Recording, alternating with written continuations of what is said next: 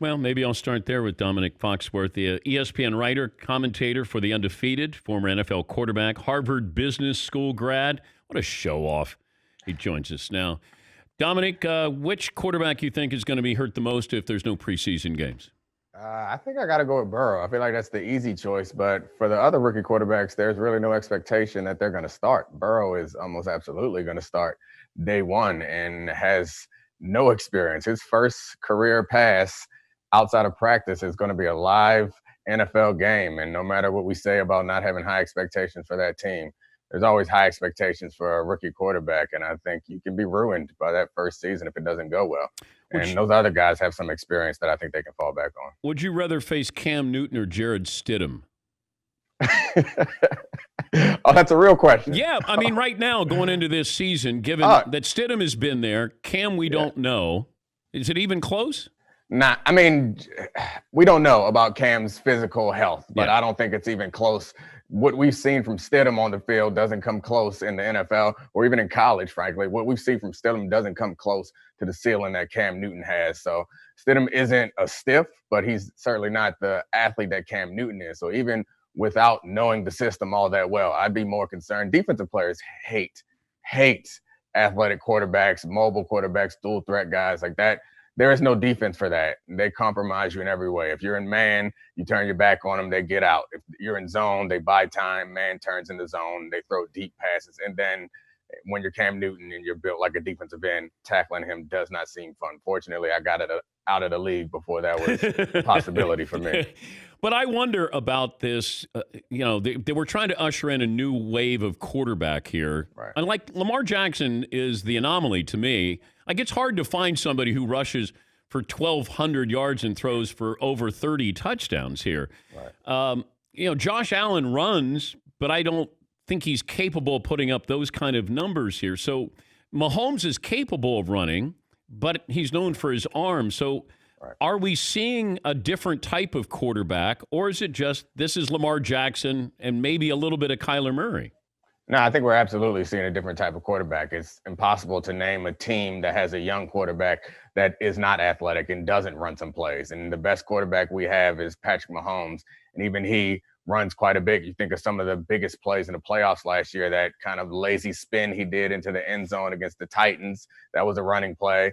And I think you mentioned earlier in the Super Bowl, he put himself at risk and he fumbled down in the red zone because he took a big hit.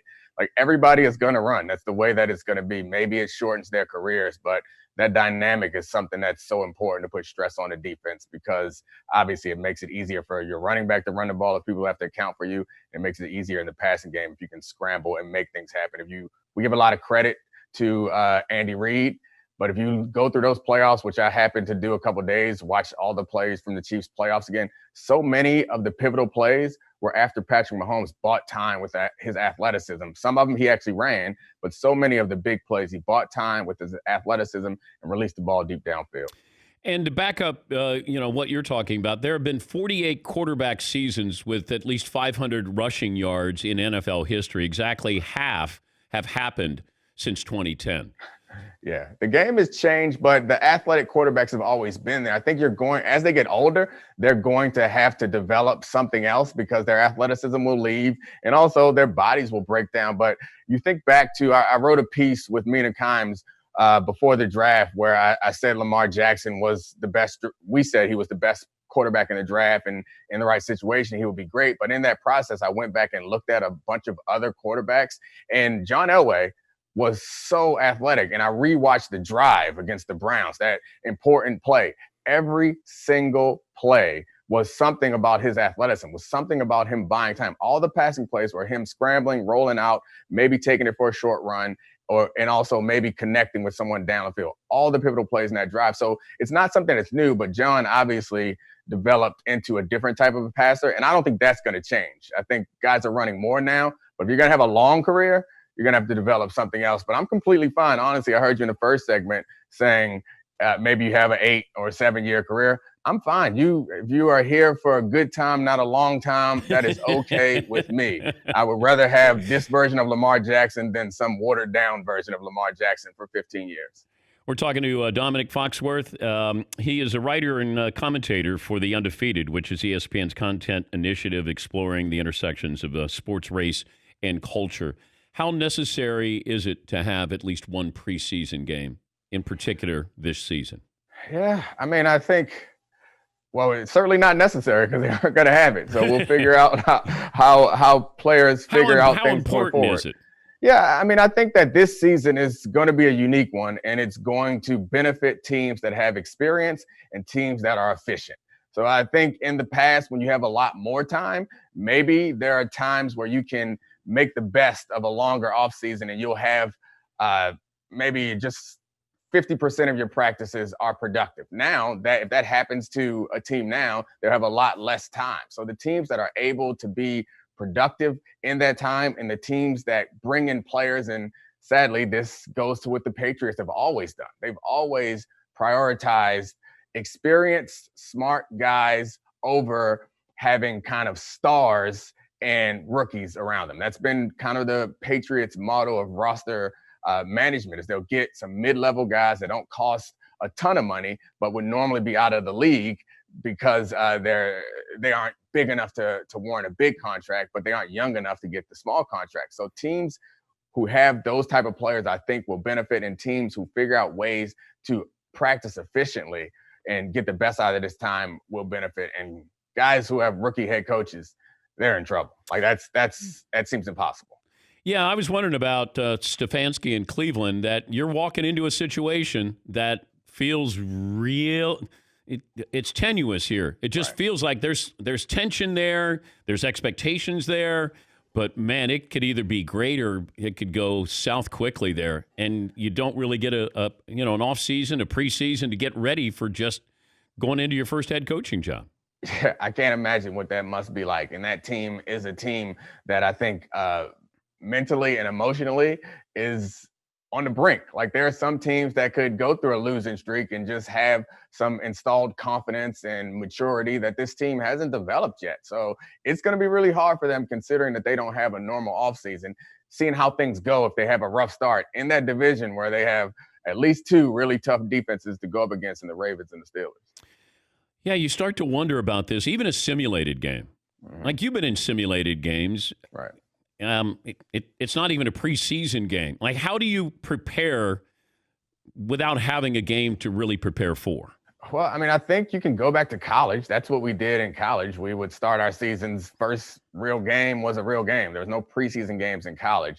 So you can try to do similar things to that, but you also don't want to hit too much in NFL practices because you don't want to get your own players hurt. It's different in college because the rosters are so deep and there's so many players that, frankly, plan on playing, and the coaches don't necessarily care. So it's a little bit easier to go kind of full speed. But I do think that many of these players are comfortable with it. It may not be pretty to all of us, but no one's going to be at a disadvantage necessarily. So I think that's the thing that I'd be more concerned about. If anything, like if I were a player right now or even a coach right now, I'd be looking at this as an opportunity. Like, everyone's going to be at a disadvantage. No one knows quite how to prepare for this. If I can figure out how to prepare for this, this is my chance of getting an edge. And maybe that's just like whatever mumbo jumbo I would tell myself to get motivated. But that's the way I would think about this, is like, look, it's not like I'm at a disadvantage. I'm not the only person who's not getting these opportunities. Everyone's not getting them. How can I make the best of it? And Domonique was the president of the NFL Players Association back in 2012. How confident would you be going into this season? What role would you play if you were the president of the NFL Players Association right now, telling everybody else? Yeah, I mean, I think that the most important thing is the safety. And I think the players and J.C. Treader is the president at this moment. I think they've been clear about the positions that they were taking is to prioritize the health of their players. And I think it was made obvious by them advocating for no preseason games. Because if you think about it, the Stars have a disproportionate amount of power in this, and they tend not to play in preseason games. And that preseason revenue goes directly into the cap. So those guys, their financial incentive would be to have preseason, because that's money in their pocket or money in the cap that could go into their pocket without actually going out there to play. But they stood up in unison and said, no, we're not going to do that. And I know that it's not perfect for all of the undrafted guys who hope to make teams, but I do think that we all would agree that less contact, less travel, less of any of that stuff. It increases the probability that we have a season and finish the season. You were born in England, weren't you? Yeah, military base. So I mean, I could still run for president if I want to one day. Oh, you can. Okay, good. Yeah, I know that's what you're concerned about. Were you there long enough to pick up an English accent? Sadly, I was not. That would have been cool if I could do that. But I grew up in Baltimore, so I say to and do and those sorts of things. Not a cool English accent. What do you have a welcome to the NFL moment when you were playing? Yeah, I mean, I do remember it came in practice. So I grew up obviously watching a lot of football, and the dynasties that I watched were the Cowboys and the 49ers. My brother's favorite player was Jerry Rice. So my rookie season in Denver, Jerry Rice was in his 21st season in training camp. And my parents came out to watch a training camp practice. And one of the early practices, we were doing one-on-ones, and I came out there and lined up, and it was a cornrowed Jerry Rice across from me. And in that moment, it was just for like a split second before the snap, it was like, damn, that's Jerry Rice. And then I gave him the business because he was old. And and then I made the team, and he decided to retire from that point. Do you think that's when he decided to retire? If he couldn't beat you, then it was time to retire? He probably looked over and was like, I don't even know this kid's name, and I can't get off the jam. It's probably time for me to shut it down. I'm getting covered by a guy who was born in England here. That's true. Yeah, I was a third-round pick from Maryland. I'm not sure Jerry ever took the time to learn my name or remember me, but I certainly remember that moment. Hey, it's great to talk to you. Continue the great work there at the Mothership and the Undefeated, and we appreciate your time. I appreciate you, Dan. Thank you. That's Domonique Foxworth. He's a writer and commentator for the Undefeated. That's ESPN's content initiative exploring the intersections of sports, race, and culture.